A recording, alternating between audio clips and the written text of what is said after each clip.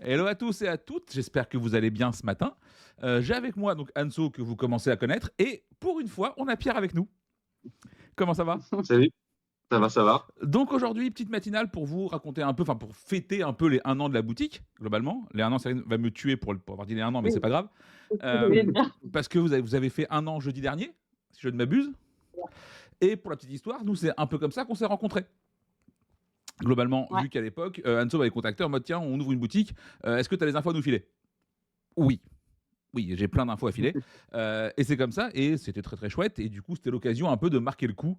Voilà. Et du coup, on s'est dit, tiens, on va essayer de même de faire un peu plus large et de raconter un petit peu ce qui se passe derrière un peu les boutiques, comment ça marche, comment tu montes ça, quels sont les pièges à éviter. Et, parce qu'en vrai, vous l'avez, je l'ai aussi, on a plein de questions de plein de gens qui veulent monter leur boutique.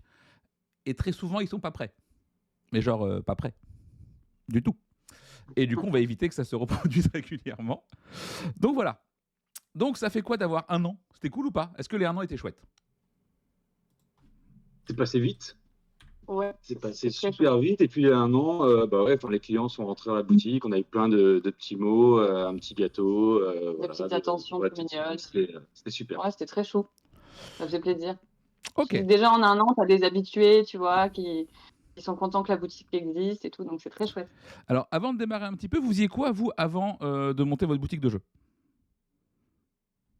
On était restaurateur. On a tenu un restaurant pendant 12 ans. D'accord. Et donc voilà. Et donc là, il était temps de passer à autre chose. Parce qu'on voulait aussi mettre la vie de famille au devant. Parce que Oui. c'était beaucoup de sacrifices avant. Et là, et puis voilà, une certaine lassitude aussi, et ça permettait de se remettre quelque chose à challenge et puis qui collait plus avec nos attentes et et puis la passion qu'on avait aujourd'hui. Donc voilà, donc c'était pour ça qu'on voulait passer sur un autre projet et ce qui s'est passé, les 12 ans c'était bien, mais voilà, on avait envie d'autre chose. Parce qu'effectivement, oui, c'est presque un rythme Club Med de la boutique de jeux à côté du resto.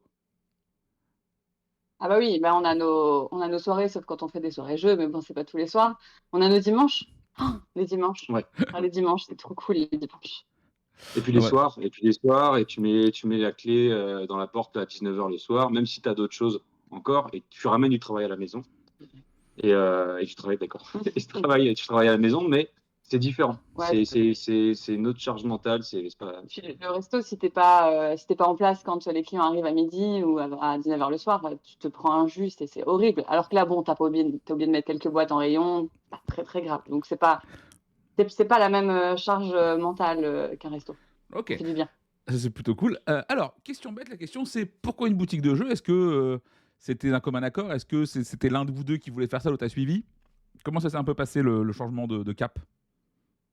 En fait, on avait 2 idées en tête parce qu'on a toujours été passionnés de jeux. On allait au festival de Cannes et de temps en temps, on disait: «Ah, ça serait bien qu'un jour on ait la boutique», mais bon, fallait vendre le resto. Et c'était ça ou plutôt partir sur un traiteur, tu vois? Pour plus avoir le service et cetera. Et puis au final ça s'est goupillé comme ça parce que c'était l'évidence, en fait. Ouais. Ok. Entre les 2 projets, on s'est dit: «Non, en fait, on veut plus faire de métier de bouche» et quelle est notre autre passion? Bah, les jeux. Donc et puis ça a surpris personne dans notre entourage, en fait, quand on leur a annoncé, quoi. Ok. D'ailleurs, le chat, si vous avez des questions, n'hésitez pas à les poser. Hein, je tenterai de mettre les plus pertinentes. Donc faites un effort, ne faites pas honte. Hein, voilà, vous êtes gentils. Si vous n'avez Donc, pas votre question qui apparaît, c'est que c'est pas pertinent. c'est ça. Question bête aussi, la question c'est quand tu démarres à créer ta boutique, à quoi tu t'attends et c'est quoi les espèces de plus gros trucs pas prévus que tu prends dans la gueule à ce niveau-là, genre parce qu'évidemment tu te dis genre avant de commencer, tu as plus ou moins une idée vague de ce que tu veux faire et puis tu as la vraie vie qui te rappelle que ça marche pas comme ça. Et c'était quoi pour vous genre les plus grosses attentes qui ont un peu fait genre c'est comme ça en fait que ça marche?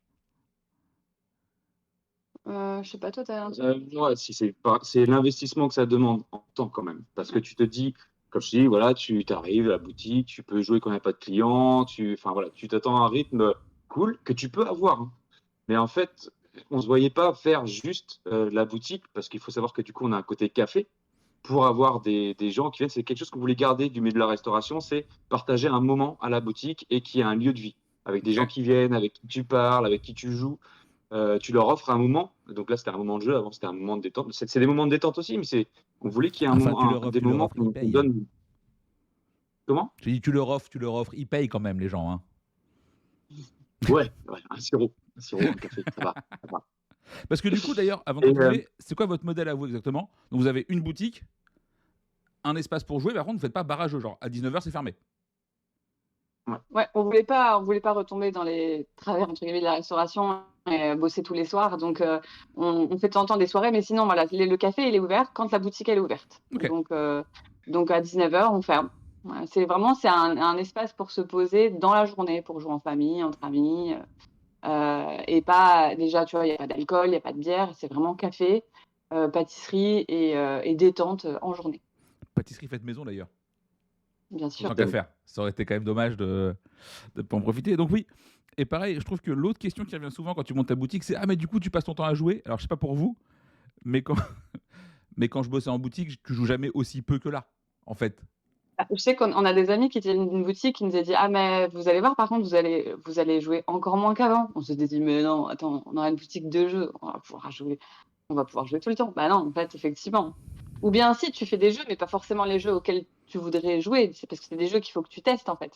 Alors je dis pas que tu prends pas de plaisir, parce qu'il y a des très bons jeux dans les nouveautés, mais c'est pas genre un projet Gaïa, ça fait longtemps qu'on l'a pas sorti, quoi.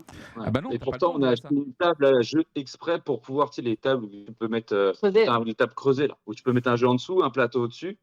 Et là, en fait, je crois que ça doit faire 2 mois que c'est le même jeu qui est posé. Les règles sont depuis lues, mais là. on n'y a pas joué. Mais c'est lequel? Oh, c'est un vieux jeu que des clients nous ont amené parce qu'ils je me souviens plus du nom. C'est Parce Orc Quest, un truc comme ça, c'est un Oh, quel Kickstarter. enfer. Et non, non, et du coup, on connaît les règles, mais du coup, maintenant, il faut qu'on prenne le temps d'y jouer. tu connais. Ouais, je connais. Voilà. Ok, en termes de clients aussi, est-ce qu'on retrouve des points communs ou des grosses différences entre les clients, entre un bar, enfin, entre un restaurant et une boutique de jeux? Ah, il y a beaucoup de différences quand même, moi, je trouve, hein. Ouais. Et puis aussi, c'est le rapport que tu as Ouais. qui change. Enfin, Bah, le client, il vient en boutique, il a envie de jouer, il a envie de s'amuser. Bon, à part la période de Noël qui est un peu particulière où tu as des gens qui rentrent jamais dans les boutiques de jeux et qui viennent là. Mais alors que quand au resto, tu vois, les gens, ils ont faim. Et quand les gens, ils ont faim, ils sont pas aimables. Et au resto, c'était dur. Vraiment, la clientèle est dure. Et puis, quand tu as un client qui est compliqué, bon, bah, tu l'as 3 heures. En plus, on avait des chambres d'hôtel. Parfois, tu l'as pendant une semaine, le client compliqué. Là, ça dure pas longtemps. Et franchement, on a de temps en temps des petites perles, des petites choses, on en rigole, mais les clients sont quand même vachement plus cool. Même si tu as des demandes un peu farfelues. Bon, Des bibles, dans une fois, non, c'est pas on ça. nous a demandé une Bible. Des bibles, Ouais, des à coudre. des dés à coudre. Voilà, des trucs comme un dé ça. à coudre, Mais en vrai, bon, ça passe. Ouais, mais une bible, je sais pas compris. des à coudre, c'était drôle. On m'a demandé des clés, des baguettes de pain, des pizzas, vraiment, tu sais, genre, un dé à coudre, c'est ok. Un crucifix. Un crucifix, ouais, c'est pour Il ça y a un que. truc chez vous en Bretagne, là, sur le. Ouais, mais quelque chose. Tiens, on a Foul qui nous demande comment vous gérez le client qui vous demande un jeu à deux ou plus facile, pas cher, plein de matos, stratégique, tu sais, les fameuses demandes de l'infini. Donc, On comment apprend vous à les. gérez ce genre de client? Alors, déjà, je pense qu'on les gère plus maintenant comme on les gérait au tout début et on les gérera pas de la même manière dans un an parce que tu apprends à les gérer. C'est-à-dire que ok, d'accord, je vois, tu apprends à traduire un petit peu leurs demandes. Et on les aiguille, je pense, de plus en plus facilement. Et surtout que quand ça prend trop de temps, on apprend au bout d'un moment à aussi couper court et dire, bon, bah, je vous laisse regarder, je vous ai expliqué 2, 3, 4 jeux, je vous laisse voir et je reviens si vous avez des questions.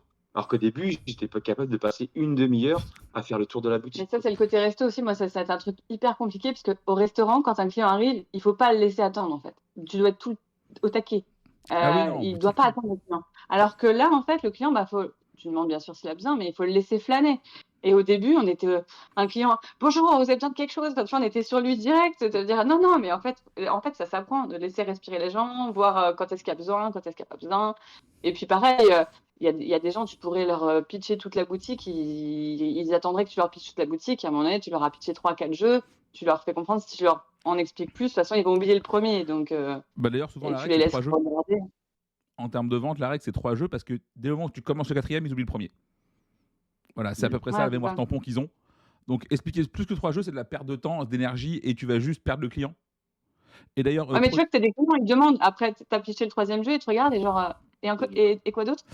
Et, Bah, il y a plein de choses en fait. et pro tips de vendeur, si jamais vous avez la bonne réponse à la demande du client, ne lui montrez jamais ça en premier. En deuxième. Voilà, parce qu'en fait, même si tu lui montres le jeu parfait pour lui après ton premier truc, il va te dire ok, mais t'as quoi d'autre, quoi qu'il arrive. Donc dans tous les cas, grille pas ta meilleure cartouche tout de suite. Voilà, on le sait, ça marche. Vous êtes tous faibles et manipulables, sachez-le. Voilà, c'est ça le projet. Donc on va revenir un petit peu à la création de la boutique, parce que du coup, moi j'ai des photos qui montrent que vraiment, bon alors là vous jouez, vous foutez rien, évidemment, mais donc comment ça s'est passé? Genre vous avez trouvé un local tout fait, vous avez la jeunesse du projet, racontez-nous ça.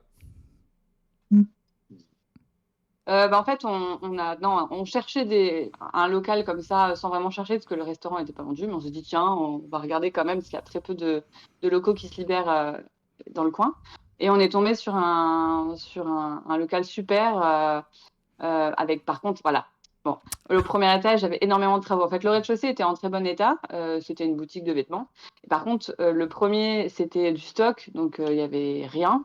Mais on a eu un gros coup de cœur, donc on s'est positionné dessus. Coup de bol, on a eu une offre pour le resto une semaine après, comme quoi ça se goupille bien parfois. Ah oui. Et donc bah, par contre, on s'est lancé dans des gros travaux. On a eu 6 mois de travaux parce on voulait pas que l'espace au rez-de-chaussée, parce que ça aurait été trop petit, tu vois? Ça fait Oui. 40 mètres carrés et on aurait pas pu mettre l'espace café.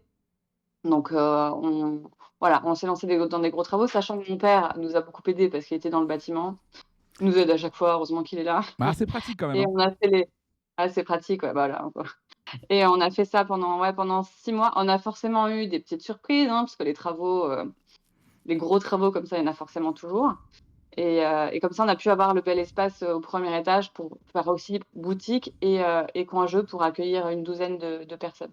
Sachant que comme on accueille des gens au café, il fallait aussi, tout ce qui est accès handicapés, toilettes PMR au rez-de-chaussée, donc les normes et cetera, se renseigner. Bon, même si, on connaissait déjà, mais voilà, faut faire attention avec ça, quoi. Ah, la première commande Asmodée Gigamic. Ouais, c'est C'est terrible. Alors, est-ce que ça vous va si on aborde un petit peu le volet financier, qui est quand même Ouais. une des questions qui revient le plus souvent. Globalement, donc, ouvrir une boutique pareille, on est sur un budget global de combien? Je parle vraiment à l'ouverture, hein, je parle pas de ce qui se passe maintenant. Je parle pour démarrer. Donc, sans le local. Hein. Sans Ouais. le local, on dit que tu es en mode, tu arrives et tu loues un local commercial. Ouais. Ok. Bon, déjà, il faut voir si tu as un pas de porte et tout ça, ou si tu rentres dans le local gratos. Il y a déjà le pas de porte, ça peut parfois déjà représenter un petit budget. J'ai l'impression que ça se fait de moins en Mais moins, les pas de porte. Ce qui est d'ailleurs bah, tant en fait, mieux. c'est si tu as un commerce, s'il y avait déjà un commerce, ça dépend ce que tu reprends. La personne, si c'est un départ à la retraite, quelquefois, quand on a repris, parce que nous, on a repris les murs grâce à la vente du restaurant, bah, du coup, la personne avait son fonds de commerce et les murs, et voilà, il n'y avait pas de question de fonds de commerce. Les gens, en général, quand ils partent de leur fonds de commerce, ils ont racheté un fonds de commerce, ils essaient quand même de le rentabiliser, et tu as toujours un minimum pour un pas de porte. Surtout quand c'est à la location, parce que il faut que les personnes, sinon, si tu n'as pas de pas de porte, les gens rentrent peuvent faire 3 mois d'activité et partir et basta, quoi. Alors que si tu as investi ne serait-ce que 20 000 euros de pas de porte, tu veux rentabiliser et rester quand même 1, 2, 3, 4 ans. Et ça permet de faire le tri un petit peu là-dessus, quoi. Donc, c'est Ok. quand même encore des pas de porte. D'accord. Donc Et du donc, coup, du coup, après, pardon, excuse-moi, juste après, bah, tu as tout ce qui est, bah, ça dépend bah, de la taille du local, parce que tu as tout le mobilier et tu meubles pas 80 mètres carrés comme tu meubles 30 mètres carrés. Après, tu as le stock. Enfin, il y a bon, énormément de choses. Il y a vous aviez un tout peu le fonds craqué de pour le roulement. stock, mais Ouais, ouais. Ouais, mais voilà, on sait. on sait. Mais bon, c'est ce qui fait aussi que la boutique est bien euh, achalandé. plaît. Voilà, c'est ça. Oui, oui. Après, le stock, je trouve pas facile quand tu passes ta première commande, tu connais pas encore ta clientèle. Toi, tu as tes goûts en tant que joueur, mais tu sais pas vraiment comment vont être les joueurs qui vont venir chez toi. Ouais, pour certaines quantités de jeux, on s'est un peu craqué, mais bon, voilà, tu apprends après, hein. C'est pas évident de savoir qu'est-ce que tu prends, en combien d'exemplaires, et cetera. Franchement, les premières commandes, pouah, tu Et puis, es un peu perdu. pour situer un peu, ta première commande Asmodée, vu qu'il te faut beaucoup de choses, c'est pas rare qu'elle fasse 20-25 000 balles. Et tu vas un peu, tu sais, la fleur au fusil. Genre, bon, Ouais. alors. Et en plus, tu sais que si tu demandes à ton commercial de te faire une commande d'implantation, il va faire n'importe quoi. Pardon les gars, on vous aime bien. mais on le sait, hein, votre but, c'est de vendre des trucs, parce que nous, notre but, Bah c'est de oui. vendre d'autres choses à d'autres gens. On sait comment ça fonctionne. Et vraiment, tu sais, il te met des trucs qu'il n'arrive pas à vendre et tu fais, t'es vraiment une enflure, tu vois. Donc ta première Et commande, des elle est dure. bundles. Hmm. Ils te font des bundles. Mais si, ces bundles, ils T'as sont t'as super. quand même quelques-uns qui nous ont dit genre non, 12 nids d'Avélir pour commencer, pas besoin. Pas besoin, parce que Ansel aime beaucoup les jeux. Et je dis bon ouais, ça il est bien, il est bien. Et 12 nids d'Avélir, non, non, allez, tranquille, tranquille. Alors, Donc voilà. tiens, 2 petites questions rapidement de Yarnam. Est-ce que vous avez eu des aides régionales, locales, ce genre de choses ou pas du tout? On a eu au niveau de la City, c'est le pass commerce, Ouais. je crois, qui en fait c'est par rapport à de l'investissement, te paye, enfin te rembourse 30% du montant investi avec un plafond de, je crois, que c'était 20 000 € d'investissement, donc tu récupères, je crois, 7 000, Ouais, c'est ça. un truc comme ça. Et mais par contre, il faut vraiment les papiers tout carré.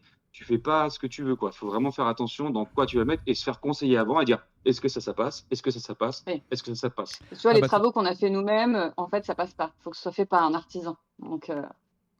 Parce qu'en fait, tu dis que tu as acheté de la peinture, nous, on l'a utilisé pour la boutique, mais ils peuvent dire que tu l'as utilisé pour chez toi. Donc, il faut que ce soit fait par un artisan. Très OK, cadré, quoi. Par OK. contre, le mobilier, ça c'est bon, ça passait. Enfin voilà, il y a pas mal de choses, mais il faut juste se renseigner avant. OK, bon, c'est quand même cool, du coup. Nous, je sais qu'à Ah ouais, non, l'époque, c'est vraiment. on avait eu un truc qui était vachement bien, c'était ce qu'ils appelaient, une garantie bancaire de l'État. Donc l'État te garantit ton prêt, machin et étonnamment, une fois que ton prêt est garanti, bah, toutes les banques se font beaucoup moins chier. Tu sais, il est garanti en première demande, à 90. C'est vraiment On le avait parce eu qu'effectivement, pour la l'instant, on avait banque eu ça. la banque est un passage obligatoire, fatalement. Je sais pas vous, mais nous, à l'époque, elles y comprennent rien à ton business. Ça veut dire que nous, on a une banque qui nous a fait genre: «Bah, c'est comme le jeu vidéo, hein, du coup, c'est pareil». Tu es là genre: «Non, Mais madame». j'ai l'impression que les banques, il y a plein de business que les banques, elles comprennent pas, hein. Ah non? Enfin, je sais que pour le resto, c'est pareil, ils comprenaient pas forcément le projet. En fait, c'est ça, c'est qu'on peut pas vraiment. Le truc, c'est par rapport aux banques, aujourd'hui, par rapport à la boutique, on pourrait pas avoir un discours qui serait forcément valable parce que on a tout le resto avant. Par contre, ce qu'il y a eu pour le resto, on pourrait en parler et ça serait cohérent avec l'ouverture d'une boutique aujourd'hui. Parce qu'aujourd'hui, bah, nous, comme on a vendu le resto, bah, les boutiques sont beaucoup plus à l'écoute et vont beaucoup plus facilement dans ton sens. Tu sais, c'est pas comme si tu démarrais de rien. Donc là, c'est déjà un partenariat qui était déjà en place. Donc, il n'y a pas eu de souci pour ça, quoi. Mais parce qu'il y avait déjà le resto qui était derrière. Je pense que c'est pas si évident que ça d'ouvrir une boutique de jeux, quand si t'as pas, un peu tu connais pas ton marché, Il faut un apport, un et puis apport. faut être entouré aussi, quoi, de personnes avec qui tu peux échanger, te contredire dans ce que parce que c'est bien d'en parler, de dire ce que tu veux faire et que les gens puissent te dire ah ouais, ça, je suis pas trop sûr quand même, parce que toi, tu as un idéal, et sur 100 trucs que tu as prévu, tu n'en feras peut-être que 10. Mais c'est bien d'en prévoir 100, hein, parce que tu n'en feras que 10, mais parce que si tu prévois que 10, bah, tu n'en feras peut-être que 1 ou 2, et 1 ou 2 ne sera pas suffisant, quoi. Il est con le chat. J'ai encore une petite question rapidement de Stephen. Est-ce que les distributeurs pour démarrer, vous proposez des starter packs pour ouvrir la boutique ou est-ce que vous avez fait vraiment vos commandes à la main comme des grands? Non, alors on passait des coups de fil quand même à nos commerciaux pour qu'ils nous disent: «Oui, ça, faut absolument que tu en prennes» ou quoi, mais ça, on le savait à peu près, enfin, on savait déjà ce qu'on voulait. Non, on allait sur leur site, on disait: ça oui, ça non, ça on verra». Mais on a fait ça tout seul. Par contre, avant de valider, nos commerciaux nous appelaient pour nous dire soit, «Tu as complètement craqué, nous 12 nids délire, tu te calmes», soit, justement, ils essayaient de pousser 2-3 trucs. Mais vu qu'on a fait quand même des belles commandes, on n'a pas eu trop de commerciaux qui nous ont poussés à prendre plus. Je pense qu'il y a pas eu besoin, tu vois? Très bien. Petite question de Miro, du coup, qui vous demande s'il y avait le truc improbable où tu te dis tiens, si on m'avait dit. Bah, il y a pas grand-chose. Alors, si, un truc que j'aurais voulu faire, et c'est bien, tu m'as retenu là-dessus, c'est mettre des meubles partout avec des jeux partout et pas Non, laisser Ah oui, suffisamment de passage. non. ah oui, ah oui, oui. Ah oui, à l'écouter, il y avait de la place pour circuler pour 2 personnes dans la boutique, tu sais? Ouais, je veux un meuble là, et puis là, on mettra ça. Et non, mais je voulais mettre plus de meubles pour plus de jeux. Et pourtant, tu es venu, Yoël, déjà, il y a déjà pas énormément de place de circulation parce qu'on est une petite boutique, mais on pouvait pas en mettre plus, Ah, quoi. moi, je vire un tiers des meubles, hein. Moi, je suis un extrémiste, hein, Oui, de, oui, oui. de ce côté-là.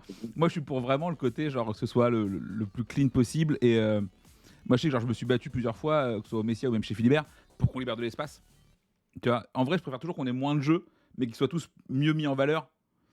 Et à l'inverse, au Messia, le mec, il mettait des jeux sur des jeux, tu fais, en fait, on voit plus rien. Il n'y a plus rien qui existe, au final. Et ouais, non, ça, c'est terrible. Vraiment, dans beaucoup de boutiques, moi je le vois parce que je vais me balader, j'aime bien, t'as l'impression qu'il leur faut le plus de jeux possible, tu vois. Et s'il n'y a pas tout plein de jeux, bah c'est pas une vraie boutique de jeux. Bah non, ne faites plus ça, s'il vous plaît. Voilà. Après, Pierre aime bien ce genre de boutique où tu en as partout, jusqu'au plafond et tout, tu regardes un peu partout. Alors, j'ai remarqué, les gros joueurs ou les Oui. gens qui connaissent beaucoup le milieu du jeu adorent ça parce que tu as plein de trucs à voir. Par contre, les néophytes, ils rentrent, ils Ça ont fait, peur. ça fait flipper, bah Il évidemment. y a plein de gens Bah qui oui. ouais, il y a plein de gens qui nous disent: «Oh, il y a trop de choix, limite, je reviendrai» et en fait, Ah, mais les mecs faut paniquent. vraiment que tu les accompagnes. Bah, de Ouais, toute ils façon, paniquent, ouais. le meilleur exemple, c'est que tu prends Apple. À un moment donné, ils savent vendre, on le sait. T'arrives chez eux, t'as 3 PC qui sont mis sur un truc qui fait 250 mètres carrés, et t'as que 3 produits montrés, tu vois. Je dis pas qu'il faut en arriver Ouais. là, évidemment, Non. mais clairement, ouais. Les trucs où Les jeux secrets. où c'est full de jeux machin, ça fait flipper les nouveaux joueurs. Et c'est compréhensible. T'imagines, t'y connais un, t'arrives, il y a genre 4000 boîtes exposées, tu vois même plus la couleur du mur, t'es là genre, oh là là, vas-y, quelle angoisse, quoi. Et en plus, souvent, tu tombes sur des vendeurs qui sont très passionnés, ce qui est très bien. Mais t'es là, genre, je veux juste acheter un Skyjo, foutez-moi la paix, tu sais, genre, laissez-moi tranquille. Donc ouais, non, voilà. Si vous faites une boutique de jeux, pensez à l'espace pour circuler, c'est important. Et C'est vrai. voilà. Surtout à la période de Noël, là, tu t'en rends compte De quoi? Ouais. qu'il faut de l'espace pour circuler. Ah bah, de toute façon, pour À la Noël, il période de faut un Noël. espace pour rentrer, il faut un espace pour sortir, il faut un sens de circulation. Sinon, tu t'en sors pas. Parce que quand on dit monde dans la boutique, c'est alors si à la boutique, attention, c'est le fait d'avoir un étage. Ouais, ça, Le c'est fait un peu d'avoir la un galère. étage et qu'on a un escalier qui est assez étroit. Et quand tu as beaucoup de monde dans la boutique et que tout le monde monte et que les gens sont polis et laissent les gens monter avant de descendre, l'étage n'étant pas extensible, et bah du coup ça pouvait poser problème. Et on ne sait pas comment le résoudre ça pour l'instant, ce truc de bah, s'il y a trop de monde en haut, bah en fait faut faire avec les petites flèches là, prioritaires. Faut que Luna fasse le vigile. Ouais, je sais Toi, pas. tu descends, toi, tu montes. Toi, tu vis, toi, tu meurs. Maintenant, vous avez 1 an d'expérience dans les pattes un petit peu là-dessus, comme ça. Est-ce que vous auriez changé des trucs ou pas par rapport à ce que vous avez fait à l'ouverture? Évidemment, à part le stock. Ouais, Chlorine te dit. Bon. Moi, il y a un truc où vraiment, et pourtant on avait fait attention, hein, mais ça c'est vraiment super important, c'est tout ce qui est les suites commerciales avec les télécoms. Tout ce qui est Orange, des trucs comme ça, les connexions Internet. On s'y était pris 3 mois à l'avance parce qu'on avait la chance d'avoir le local avec les travaux et tout. Et on a réussi à pas avoir Internet à l'ouverture. Avec du 3 mois à l'avance parce qu'il y avait un fil qui était coupé, c'était ni Orange, il se renvoyait la balle et tout. Et ça, c'est vraiment un truc. Quand tu ouvres ta boutique et que t'as pas de connexion Internet, bah, du coup, il a fallu se dépanner, prendre un sum up, machin, truc. Parce Enfin, que oui, c'était, pas de connexion, et pas pas de de téléphone, TPE. c'était compliqué, quoi. Et oui, Ouais, c'est ça. c'est Ouais, pas juste pas le et téléphone ou ça, pas Internet, c'est pas de paiement en carte bleue. Donc c'est une vraie C'est galère ça. aujourd'hui. et puis dire aux gens, bah là, il y a une banque par là-bas, machin, Non, c'est pas possible. prenez la voie 1 et tout. Enfin, non, c'est compliqué. Moi, le premier, hein, tu me dis il y a un truc là-bas, je vais là-bas, je reviens jamais. Hein. Voilà. J'ai trop la flemme. Ah, parce que Donc, tu te perds entre-temps. oui, déjà, oui. Faut savoir que moi, tu me fous dans une pièce fermée, tu me fais tourner en rond, je suis perdu. Donc vraiment, aller d'un point A à un point B, c'est très très compliqué dans ma vie. Voilà. Petite question de Doc15 qui nous demande, en termes de localisation, est-ce que vous aviez des prérequis pour la boutique, ou est-ce que vous avez vu un local cool et vous l'avez pris, ou est-ce que vous saviez vraiment où vous vouliez être? Non, vraiment l'emplacement. Ouais, c'était Super important. C'est ce qu'on t'apprend en premier pour un restaurant, c'est les 3 E, c'est l'emplacement. Ouais, Donc, alors, quitte à attendre, tu vois, quitte à attendre à décaler un peu le projet si on trouvait pas Ouais. le local parfait selon nous, quoi. en fait, je vais répondre à Et- Tony Yarnam qui nous demande si l'emplacement est vraiment important. En fait, tu n'as que 2 options qui existent. C'est soit tu es un lieu de destination et les gens viennent chez toi pour te voir parce que c'est comme ça. Et donc ça peut marcher si jamais tu fais un truc très spécifique où il n'y a que toi qui le fais et donc tu peux te permettre d'être un peu une zone de destination. Mais sinon, il te faut du passage. Il te faut du passage. Et en plus, dans le monde du jeu, on le sait, les joueurs habitués, c'est pas vraiment eux qui te font vivre, étonnamment. Ça va être Madame Michu qui passe acheter un jeu pour son petit-fils, ça va être le client qui vient prendre un code-name, voilà. Et ça, eux, ils vont pas aller te chercher si jamais tu es au fin fond d'une ruelle perdue. Ça n'existe pas.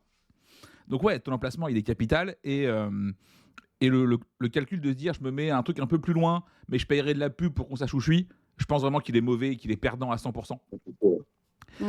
Oui, ton emplacement, il est cher, et un bon emplacement, il est cher.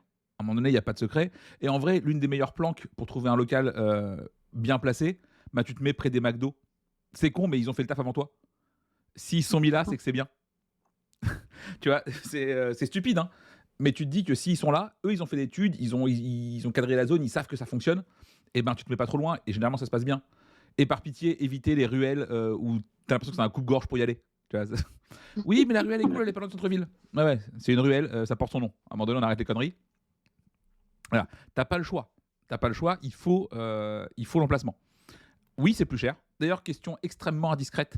Votre loyer, il est dans quelle tranche à peu On peut près dire, sans être... nous, on met, je crois qu'on s'est mis 1300. Mm. On s'est mis 1300 euros hors taxe. Hors taxe. Ouais. 1300 euros hors taxe de loyer. Donc sur votre troupe paumé là, j'ai oublié le nom. Pour la baie, Pont la Baie, putain. notre merci. troupe. Laissez chercher. Non mais j'ai oublié, j'ai une espèce de blackout de truc. Voilà, pour situer un petit peu sur l'île, nous on était à 2000 net de loyer Ok. pour 150 mètres carrés en hypercentre. Effectivement, 150 mètres.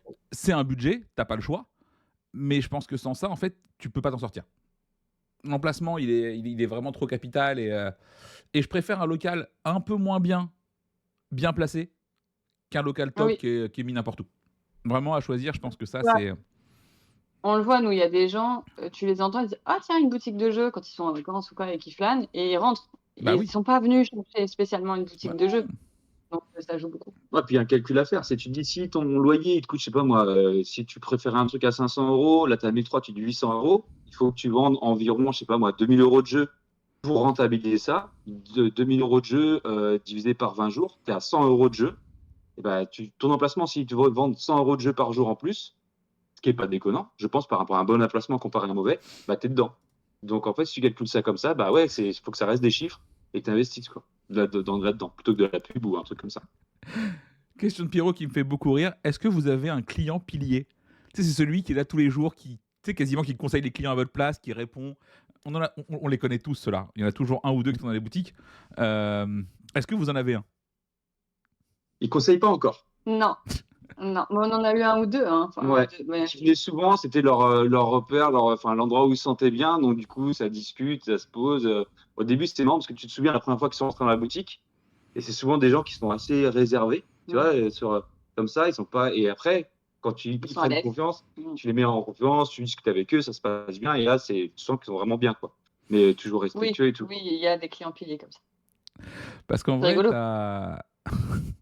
t'as souvent des clients, des fois, ils se rendent pas compte que c'est une boutique. Et tu sais, ils conseillent des trucs, tu fais genre, mais fermez-la, en fait. Laissez-moi travailler, taisez-vous. Et ouais, je vais prendre un cookie. Non, mais il y a des cookies pas chers là-bas. Mais t'es tout, mais qu'est-ce que tu me dis? Oh, mais t'es fou ou quoi? Et oui, il conseille pas encore, on sait comment ça va se finir. Et puis, il va souvent conseiller des jeux généralement très techniques et un peu underground qu'il aime bien. Des trucs Mais qui oui. sont invendables aux clients. J'ai entendu des trucs en boutique, des fois, t'as envie de te pendre. Tu vois, le mec, il débute, qu'est-ce que je vais acheter? Non, mais Star Wars Rebellion, c'est vraiment très bien. Si t'aimes bien la licence. Ah bah, oui. Mais oui, évidemment, mais reprends cette boîte, Jean-Michel. Ne dis pas n'importe quoi. Voilà, vous évaluez à Plus, ils vont confirmer. Ils vont confirmer quand Ouais, on moi, ça, conseille un jeu. c'est Ils disent ah oui, ça c'est très bien. Pour l'instant, on en est là. Oui, bah c'est pas mal. Et parfois, en vrai, avec un petit peu de temps, tu peux même genre t'en servir. Tu vois, genre si tu sais qu'il aime bien le jeu et que tu le conseilles, naturellement, tu sais qu'il va te le confirmer. Et tu sais, ça fait un peu office de double lame pour la vente, donc c'est assez pratique à ce niveau-là. C'est clair. Alors, on a effectivement des gens qui nous disent qu'ils connaissent souvent mieux les jeux que les vendeurs. Alors, je vais intervenir sur un point parce que c'est généralement, quand tu t'intéresses au monde du jeu et que c'est pas ton travail, tu vas souvent checker les nouveautés, 3-4 jeux pour être un peu au taquet là-dessus. Quand tu es en boutique, tu as toutes les sorties de la semaine à checker. Donc en fait, fatalement, ton expertise de base sur chaque jeu est moins importante qu'un mec qui aime ce jeu en question. Voilà, donc alors évidemment, quand tu rentres en boutique, le mec te répond genre « je sais pas ce que c'est relou », mais c'est pas toujours de la faute de la boutique. Parce que la boutique n'a pas forcément le temps d'aller checker les forums, les discords, les machins, parce qu'elle a 12 000 trucs à faire, notamment genre la compta, les trucs chiants. Et ton temps n'est pas forcément fait à connaître tous les produits qui arrivent, ce qui est un problème. Et sachant qu'en plus, les éditeurs qui jouent vraiment à cache-cache avec les infos, c'est pas toujours simple. Et voilà, donc, oui, moi le premier, quand j'entre dans une boutique et je fais « ah, au fait, c'est quoi ça ?» avec le mec qui me répond genre « ça me les brise », mais je tente de prendre sur moi et de savoir que c'est pas forcément de sa faute. Donc voilà, je sais pas ce que vous en pensez vous aussi à ce niveau-là, sur ce côté un peu information. Quand t'as un client qui fait genre « ah bah vous connaissez pas ça » ou comment vous le gérez? Ça dépend comment je te dis. Il y a le vous connaissez pas ça et ah, vous connaissez pas ça? Et là, tu dis, ok, si tu veux, on veut jouer à ça. Et moi, je vais t'en parler de 50 autres. Et puis voilà, quoi. Donc, tu sais, quand tu sens que tu te juges un petit peu, Oui, ouais, ça arrive, ça arrive. ça, Mais bon, ça après, arrive. on prend la distance avec ça. Bah, au tout début, on le prenait un peu en mode: «Ah mince, oui, c'est vrai qu'on connaît pas, vas-y», et en fait, on peut pas tout connaître, c'est Non, pas possible. non. C'est donc maintenant je dis: «Bah non, je connais pas celui-là, mais c'est pas grave, je peux me renseigner ou expliquez-le moi, quoi». Voilà. Bah, en plus, au-delà Et de ça, c'est ce que j'explique souvent, c'est 80% de tes ventes, ça va être fait à du grand public, en général, à qui tu vas vendre globalement 20% des références de la boutique. Ça va être les Codename, les Just One, les TTMC, où tu vas vendre du grand classique à la Splendor. Et en vrai, alors oui, connaître les jeux un peu techniques, c'est cool pour les passionnés, tu vois. Mais en boutique, tu n'en as pas besoin. Fondamentalement, aujourd'hui, je pense, tu peux ouvrir une boutique en connaissant 50 jeux et ça suffit. Alors oui, tu vas te faire trash talk par le joueur expert qui vient et qui veut un jeu polonais sous-titré en croate trouvable uniquement en Pologne. Évidemment, il en faut. Mais pour fonctionner, en vrai, ça suffit. C'est triste, hein. Pour Mais fonctionner. Mais après, est-ce que justement, le fait de pouvoir conseiller un jeu que toi, t'affectionnes, machin, ah et qui oui, est pas dans les. Je sais pas trop, et c'est sympa aussi ce côté-là. ah Et oui, c'est un côté que t'aimes bien. ça complètement. Moi, je sais que je pense que pendant longtemps, j'étais le plus gros vendeur de Dolido en France, chez Gigamic. Voilà, alors c'était mon truc, j'avais un kink avec ce jeu et je crois que j'en ai vendu genre tous les jours, toutes les semaines, des paquets. Voilà, mais parce que les gens te font confiance. D'ailleurs, tiens, à quel moment, à quel point vous avez créé la relation avec les clients? À quel point il y en a qui vous font confiance ou pas sur vos recommandations? C'est toujours un truc qui m'amuse, moi, ça, c'est en boutique. bah, il y a des clients en fait qui viennent régulièrement aux soirées jeux avec lesquels on joue aussi maintenant, et ils connaissent nos goûts, ils ont un peu les mêmes que nous, donc quand on leur dit ça va vous plaire, maintenant en général ils nous font confiance. Ok. Voilà, parce qu'on a eu ouais, voilà, on a commencé à jouer avec eux, et puis il y a un lien qui se crée quand même super vite, je trouve, en boutique de jeux. Vraiment, c'est pas juste tu conseilles les gens, c'est que parfois tu passes des moments avec eux, là, surtout au café, tu leur expliques des règles, tu fais 2-3 tours de partie. Il se passe vraiment une relation, et puis du coup, ils voient un peu comment toi tu joues, les jeux que t'aimes bien, surtout qu'on se complète pas mal avec Pierre. Il y a des choses que j'aime pas que lui aime, et inversement. Et donc, ils vont se rapprocher plus de moi ou plus de Pierre pour savoir quel jeu pourrait leur plaire. Et non, il y a un lien qui se crée assez vite, je trouve. Des clients qu'on avait au Ouais. restaurant pendant 12 ans, enfin, ouais. Qui venaient quasiment une fois par semaine au restaurant. Et bah, au restaurant, c'est assez froid, quoi. En un mois ou deux, là, à la boutique, du coup, on a découvert qu'ils étaient joueurs. C'est rigolo, on n'en avait jamais eu l'occasion d'en parler. Et le lien s'est créé tout de suite. Et, euh, et la relation est tellement différente. Donc oui, et puis les gens aussi qui ont un conseil, un achat ou deux, et ça s'est super bien passé, et bah, tu as moins besoin d'argumenter sur le jeu. Ils te Hmm. font confiance. Ils savent que ça va bien se passer, quoi. D'ailleurs, question bête, est-ce que vous avez vos clients respectifs? Je m'explique, moi très souvent en boutique, des clients réguliers qui adorent la boutique machin viennent et tu sais, ils veulent les conseils de toi ou de toi parce que le feeling passe mieux ou parce que. Voilà, alors évidemment, c'est jamais très marqué, c'est jamais méchant, tu vois. Mais moi, chez Philibert à l'époque, tu avais des clients, ils avaient leur vendeur. Et ils savaient Ouais. limite quel jour tu étais en pause pour pas venir ce jour-là, tu sais. Et donc, est-ce que vous avez les vôtres? Effectivement, c'est comme chez le coiffeur, tu vois, tu as ton coiffeur, c'est le tien J'ai et tu veux pas celui-là. l'impression. Juste sur le TCG, Sur en le fait. Sur TCG, le si, ça TCG, sera plus Pierre ouais, Ouais. parce que moi, c'est pratique. voilà, tu y joues, et moi, c'est quelque chose qui me parle beaucoup moins. Donc le TCG, ils vont se tourner vers toi, ou je les oriente d'ailleurs vers Pierre. Parce que ça t'arrange. Parce que ça m'arrange. Voilà. Sinon, non. Alors, j'ai quand même quelques hommes, tu vois, qui attendent que Pierre soit dispo pour demander des infos. Bah, Ça arrive quand même. tu n'es qu'une femme, qu'est-ce que tu connais, hein, à un moment donné. Bah oui, Ou c'est. si, parfois des petites mamies qui aiment bien Pierre, et tu vois, et qui attendent. Si, c'est arrivé. C'est arrivé. Voilà. Non, elles veulent Donc, juste je quelque pas chose. avec eux, Ça n'a rien à voir. hein. Donc, petite question de Doc 15, est-ce que avec le recul, le café-jeu vous apporte beaucoup sur la vente de jeux ou est-ce que vous auriez pu vous en passer? Je sais, sur la vente de jeux, je sais pas. Parce que je trouve que ça fidélise pas mal. Parce que les gens se sentent bien. On a essayé de faire. Enfin, t'as fait un travail de déco qui est génial. Ça fait vraiment petit salon et tout. Et du coup, tu t'y sens bien, tu te poses. Et je pense que ça participe au fait que les gens viennent à la boutique. Parce que tu te sens bien dans la boutique, tu as des souvenirs, tu t'es posé, tu as joué à des jeux et tout. Donc c'était vraiment. Et ça fidélise pas mal. Tu as aussi le côté café qui fait que certaines fois, des gens jouent à des jeux et repartent avec. Mais c'est pas le plus souvent quand même. Non, c'est pas le plus Et souvent. je pense que mais, c'est compliqué de se rendre compte exactement ce que ça rapporte parce que je pense que c'est sur du long terme aussi. En fait, les gens, ils repartent pas forcément avec le jeu tout de suite après y avoir joué au café, mais déjà, ils en parlent. Je pense que ça a beaucoup joué sur le fait que la boutique est fait par d'elle assez rapidement parce que les gens, c'était pas juste, il y a une boutique de jeux qui s'est ouverte à Pont-l'Abbé, c'est il y a une boutique de jeux, on peut jouer sur place. C'est un lieu de vie, tu vois. Ça, au niveau enfin, se faire connaître, ça a beaucoup joué. Et je pense que sur le long terme, si c'est utile, après, c'est dur à matérialiser, mais mais tu as même des gens qui disaient ah, mais vous faites aussi boutique. oui. C'était Alors que quand tu là où rentres, il n'y a on pas joue. de doute. Hein. Quand tu rentres sur les Non, mais parce jeux. qu'ils étaient jamais rentrés. Oui, il n'y a pas de doute. Mais ils n'étaient jamais rentrés. Ils avaient entendu parler de la boutique en tant qu'espace de jeu, en fait. Ok. Tu vois, donc ça parle beaucoup sur cet espace de jeu-là. Je pense que ça a beaucoup joué sur la notoriété et le fait que les gens entendent parler de la boutique rapidement. Par contre, c'est du taf, c'est-à-dire qu'on n'est pas trop de deux parfois. Enfin, vraiment, Oui. souvent, c'est bien d'être deux, quoi. Donc après, il faut pouvoir être deux. Ok. Autre question pratique. C'est aussi en termes de marge, généralement, sur tout ce qui est boisson et consommation, tu marges beaucoup plus que sur les produits en boutique. Du coup, en vrai, ton bar à jeu, généralement, il génère moins de chiffre d'affaires que la boutique, très clairement. Mais en revanche, tu as un taux de marge qui est beaucoup plus élevé. Donc en vrai, ça permet parfois aussi de compenser des mois un peu plus calmes en termes de vente ou quoi, parce que ton CA est moins fort, mais par contre, ta marge, elle, est bien présente. Voilà, donc c'est jamais à négliger, je pense, Oui. à ce niveau-là. C'est vrai que la marge des jeux de société, moi, ça, c'est un truc qui m'a un peu surprise quand même quand on a ouvert Ouais. la boutique, c'est la marge aussi faible sur les jeux de société. Tu te dis, wow, il va falloir en vendre des schedule quand même. Bah, t'as ça, et puis en plus, quand tu commences, non seulement tu payes content, t'as Asmo qui te dit ah, mais la première année, c'est que 35% au lieu de 40%. T'es là, genre, bah, allez vous faire foutre en fait. Parce qu'en vrai, c'est la première année que t'as besoin d'aide. Et pas les années Ah oui, non, suivantes mais quand ça va clairement. mieux. Tu vois, donc oui, non, au début, effectivement, t'es un peu pas pris à la gorge, parce que c'est pas le cas. Mais même mentalement, tu te dis, vas-y, sur ce jeu, je marche 35%, l'autre, je marche 42%, bah, je vais quand même vendre celui-là si j'ai le choix, tu vois. 7% de marge brute pour ma poche, à un moment donné, c'est quand même compliqué, tu vois.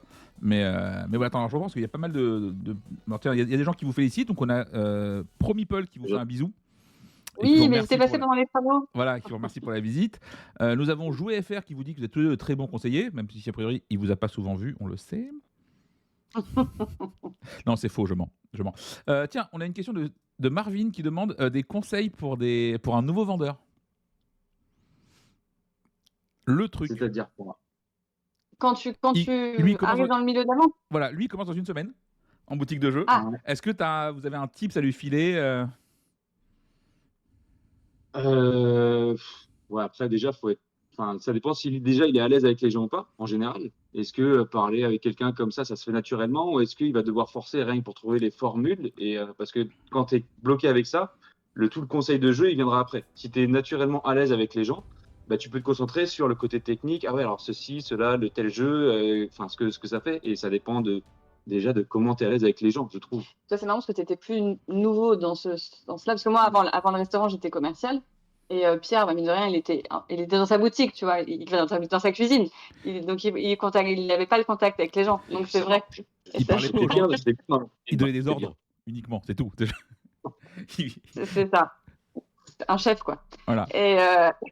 Et là, c'est vrai que la relation client au début, ça t'a un peu surpris. Ouais, c'était pas évident parce que je savais pas trop comment me comporter. Parce que justement, c'était ce truc de comment accueillir, à quel moment tu t'occupes du client, tu le conseilles, et c'était plus compliqué. Et une fois que c'est passé, tu vas pendant un mois, je pense. Et après, ok, tu peux te concentrer plus sur le conseil de tel ou tel jeu parce que tu as pris tes marques et tu n'as plus ça à t'occuper. C'est un truc que tu mets de côté. Enfin, c'est l'impression que j'ai pris. Ouais, en fait, en vrai, moi, je pense que le meilleur conseil, c'est aussi de s'adapter aux clients. Faut s'adapter aux clients. Tu as des gens, tu vois, ils veulent qu'on les laisse tranquilles. Enfin, tu sais, dans la façon dont ils bougent, la façon dont ils te répondent, la façon dont ils parlent, tu vois si un client il veut être tranquille et se planer, tu l'embêtes pas. Ou s'il est en demande, tu vois, il cherche ton regard. Enfin, faut vraiment faire attention à tous ces petits détails-là. C'est important, quoi. Il y a des gens qui sont très, très en demande et d'autres qui, non, laisse pas tranquille. Ouais, ça peut leur faire peur d'ailleurs. C'était trop derrière la rue, ils vont se sentir oppressés et ils vont partir, quoi. Ouais. Généralement, le meilleur conseil que je peux donner là-dessus, c'est la bienveillance. En vrai, c'est simple, je dis les pires saloperies aux gens en boutique. Vraiment, j'ose des trucs que je pense 90% se font gifler en boutique s'ils disent pareil. Mais ça passe parce que les gens sentent que tu es là pour les faire marrer et que tu es bienveillant avec eux, et ça passe. Donc vraiment, ça c'est ultra important. Et deux, quand un client rentre, même si tu es occupé avec une autre personne, ça c'est vraiment le pro tips, juste un regard, un geste de tête pour dire je t'ai vu rentrer, Ouais, je t'ai vu clairement. rentrer, je finis ce que je fais et j'arrive. Voilà, c'est Ouais. juste ça. Si le mec se sent considéré et qu'il existe, c'est facile. Voilà. Et puis après, en vrai, on bosse sur un milieu où les gens qui viennent, c'est pour acheter du loisir et s'amuser. C'est très facile. Tu vois, c'est vraiment très facile dans le sens où tu as juste à être sympa et ça se passe plutôt bien. Tu vends des Ouais. assurances et ton taf, c'est de niquer le client. Ah, le rapport est pas le même. Tu vois, C'est pas pareil. voilà. Normalement, là, ça va bien se passer, c'est facile. Après, moi, je conseille toujours, si vraiment tu dois checker un truc pour apprendre, c'est de checker juste des punchlines d'intro sur comment aborder le client. C'est-à-dire que moi, une des phrases que j'aime beaucoup et qui marche tout le temps et qui permet tout de suite de mettre une ambiance qui est cool, c'est un mec, tu sais, à qui tu demandes s'il a besoin d'aide, il te répond genre souvent non, non, c'est bon, j'ai besoin de rien. Et en principe, dans plein de boutiques, chez plein de gens, ça coupe la communication à ce moment-là. Tu vois, le gens ne sait pas quoi répondre et du coup, bah, c'est OK et puis tu laisses faire son tour et voilà. Je réponds souvent, je sais pas, n'hésitez pas, je suis extrêmement fort en rien. Donc s'il vous faut un truc, t'hésites pas. Le mec se marre et il sait qu'il peut te déranger quand il veut après, c'est OK. Tu vois. Et ça, vraiment, limite, t'as un petit carnet et tu notes tes phrases qui fonctionnent. Tu vois, et t'as un répertoire à la fin, ce qui fait que t'es quasiment plus jamais pris au dépourvu parce que c'est très rare d'avoir une situation que t'as jamais croisée. Voilà, c'est juste de la répétition et écouter le client, ça marche bien en général. Ah bah oui. Donc voilà. On revient aux questions, à savoir, on en avait une sur le TCG qui nous demandait quelle était votre proportion de vente de TCG par rapport au Il est truc global. pas énorme.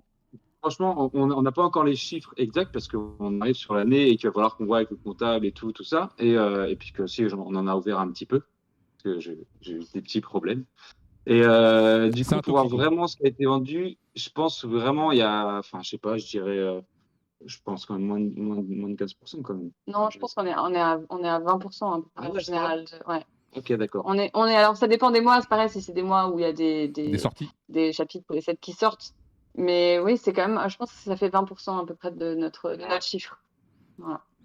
Et d'ailleurs, on souhaite pas forcément que ça augmente parce que c'est pas notre cœur de cible et c'est pas notre cœur de métier.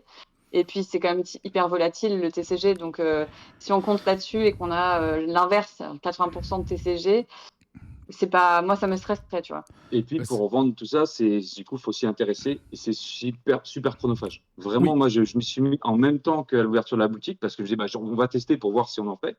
Et j'ai vraiment beaucoup aimé, donc je me suis engouffré à fond.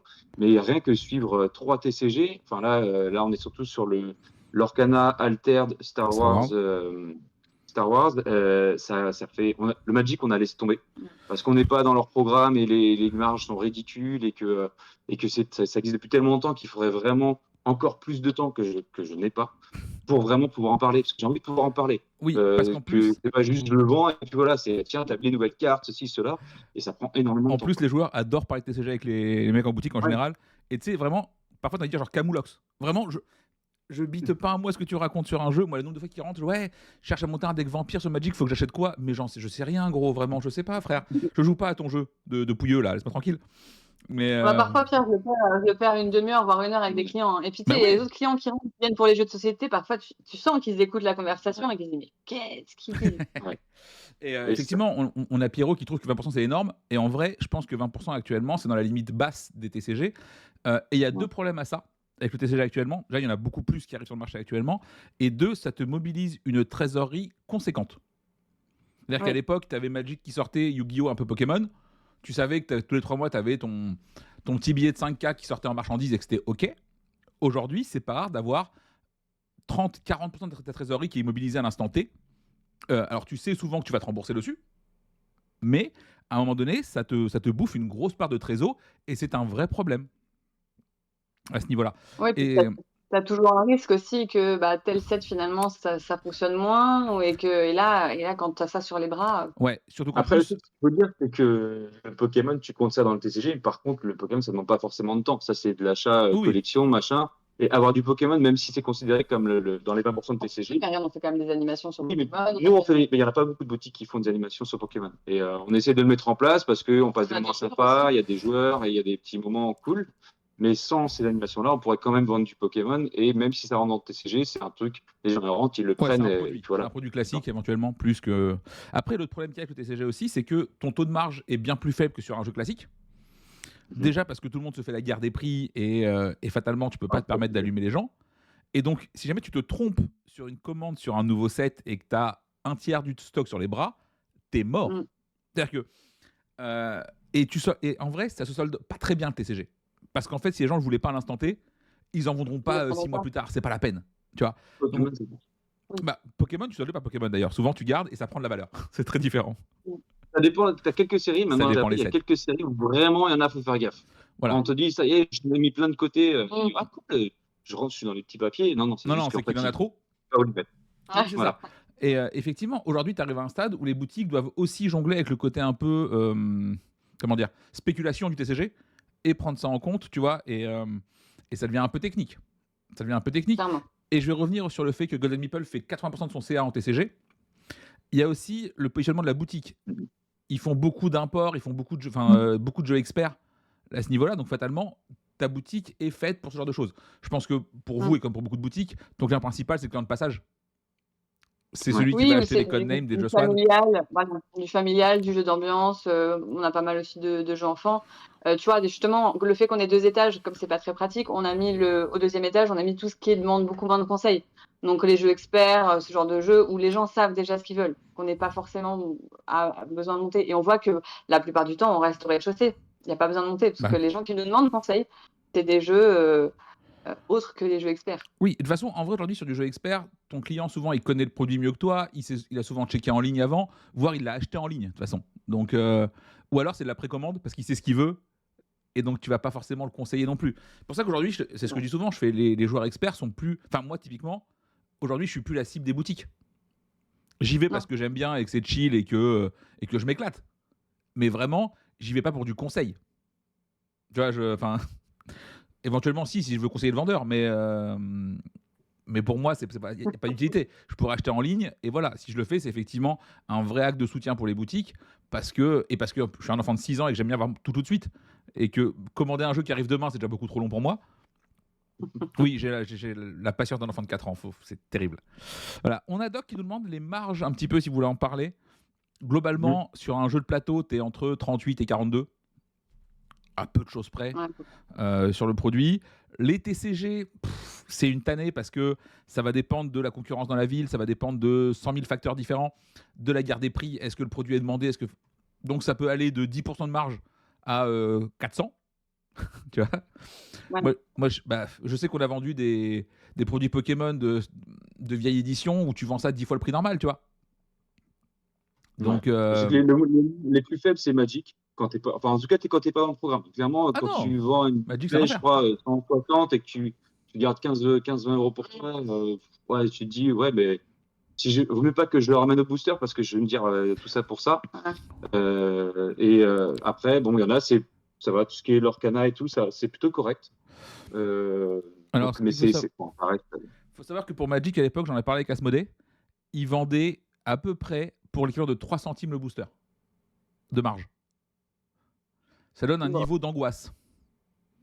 Parce que 3 centimes, c'est pas beaucoup d'argent. Globalement, aujourd'hui, les seuls mecs qui gagnent de l'argent avec Magic, c'est soit Magic, globalement, en début de chaîne, ou les mecs qui se font chier à faire de l'achat-revente de cartes à l'unité.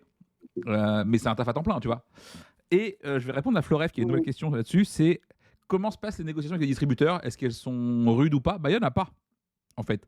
Tu ne négocies quasiment jamais tes tarifs. Voilà, On n'a pas la force de. Genre, on commande pas par palette, quoi. C'est ça. Si on commandait par palette, je pense, on ne connaît pas, mais il y aurait certainement des conditions commerciales. Mais Ça, je peux te répondre si tu veux, pour le coup. Globalement, tu as un tarif à la palette qui est avantageux. Genre, tu grattes entre 2 et 6% en moyenne à peu près, selon les distributeurs et selon la palette. Mais même là, tu négocies pas. Ça veut dire que tu veux ton jeu à la palette, c'est tant, point. Et c'est-à-dire que t'es pas commercial comme tu pourrais être genre chez un grossiste pour vendre des fringues ou machin. Tu fais ok, vas-y, je t'en prends 500, mais tu me fais un tarif, je t'en prendrai 1000. Ça n'existe pas. D'ailleurs, l'autre problème qu'il y a là-dessus, et c'est un vrai problème pour moi dans le milieu en termes de concurrence, c'est qu'aujourd'hui, si jamais tu veux un jeu bien précis, il n'y a qu'un seul distributeur qui l'a. Donc tu n'as pas le choix. Tu n'as pas de marge. Un truc con au resto, genre vous vouliez des pommes, bah, tu as plein de C'est gens qui ça. vendent des pommes et tu vas voir C'est les montrer gens et la tu leur dis, bon, concurrence. ben, Exactement. Alors, voilà. par contre, tu gagnes du temps. Ah oui, Ok, tu tu sais peux où pas chercher. négocier, mais le temps Ah que oui. tu prenais à comparer les prix à droite, à Oui. gauche en restauration, parce que c'était le nerf de la guerre aussi, tu pouvais changer d'un fournisseur à l'autre justement en faisant, bah attends, on est pour le même produit et tu ne fais pas le même prix, il n'y a pas de service en plus, donc j'y vais. Là, clairement, par contre, tu gagnes du temps. Je prenais beaucoup de temps au restaurant pour comparer et pour voir avec les fournisseurs, et donc il faut voir les avantages aussi. Et Voilà. parce que sinon, ça prend pas mal de temps. Voilà. Aujourd'hui, tu veux genre un code name, et ben tu négocies avec, tu vas voir Yellow et c'est tout. Enfin, et encore, mauvais exemple parce que tu as des boîtes qui sont chez Oya un peu en sous-marin, mais peu importe. Mais tu veux un jeu Oui, c'est vrai. Asmodée, c'est chez Asmodée. Voilà. Alors, Pierrot nous dit que aux US, ils ont un système différent et que c'est un peu l'enfer. Je suis prêt à le croire, mais du coup, ce que je dis, c'est vraiment en termes de marge de manœuvre de négociation. Et ben globalement, la réponse que tu as si tu veux négocier, c'est ça ou rien en fait, tu vois. Et je l'entends. J'entends complètement, tu vois. Ils ont le monopole sur un produit, ils vont pas se faire chier à négocier. Faudrait être stupide, tu vois. Donc, alors oui, tu peux négocier parfois euh, du dépôt-vente quand tu reçois un auteur. Tu dis, vas-y, tiens, j'ai Pierrot qui vient à la boutique pour leur nouveauté qu'il a illustré. Est-ce que je peux avoir genre 30 boîtes et je t'en renvoie si jamais il en reste à la fin? Ou si tu es en salon, tu te dis, tiens, vas-y, je pars dans 2 semaines, j'ai un gros salon, est-ce qu'il y a moyen d'avoir plus de stock et je te renvoie ce qui part pas? Ça peut se négocier, tu vois. Mais c'est vraiment toujours du cas par cas, c'est toujours du très ponctuel. Voilà, c'est dans le 99% de tes commandes, tu vas juste demander tes produits et, euh, et voilà. Tu vois, tu payes ce qu'on te demande et point barre, quoi. Clairement. Donc voilà un peu pour ça. Attendez, il y a beaucoup de questions sur le live. Les gens écrivent trop d'un coup. Bah, c'est Attends, bien. bah oui, mais je lis. Attends, je fais un truc à la fois, moi, par contre. Hein. Alors, on a Crotte de Bic, très joli pseudo, Crotte de Bic, félicitations, qui nous dit Moi, que je suis c'est en le soutien. qui nous dit que c'est le client type qui n'est pas très intéressant, qui sait déjà ce qu'il veut chercher, mais qui passe sur ton boutique parce que ça fait plaisir. Est-ce que c'est relou des gens qui viennent et qui n'ont pas besoin de conseils ou qui vont pas forcément acheter, qui savent ce qu'ils veulent déjà ou est-ce que vraiment pas de souci? Non. Non, pas du tout. Moi, j'aime. Enfin, moi, la boutique, quand elle est vide, alors, ok, je me dis bon, peut-être que je peux jouer encore, mais enfin, moi, j'aime bien qu'ils montent dans la boutique, même si c'est des gens qui flânent. Et quand ils ont besoin de rien, tant qu'ils sont, ils disent bonjour en entrant et au revoir en partant, ça va. Enfin, c'est juste ça. Hein, non, il n'y a pas de souci. Non, puis parfois, il y a des gens, surtout, je vois pas mal, tu vois, il y en a pas mal de touristes l'été qui viennent de grandes villes, ils arrivent dans la boutique, ils savent ce qu'ils veulent. Tu leur demandes s'il y a besoin de conseils, non. Par contre, ils arrivent en caisse, ils ont des jeux, ils savaient ce qu'ils voulaient clairement, ils n'avaient pas besoin de toi, quoi. Oui. Donc il y a des gens comme ça aussi, et c'est pas grave. On aime bien discuter avec les gens et conseiller des choses, mais s'ils savent ce qu'ils veulent, bon, bah, Et puis, tu veux pas Tiens, discuter avec tout le monde en même temps, donc c'est bien d'en avoir des comme ça qui savent ce qu'ils veulent, oui. justement. Pour je vais pouvoir revenir prendre vite fait plus de parce temps pour d'autres. qu'on parlait des conseils pour les vendeurs, machin et tout.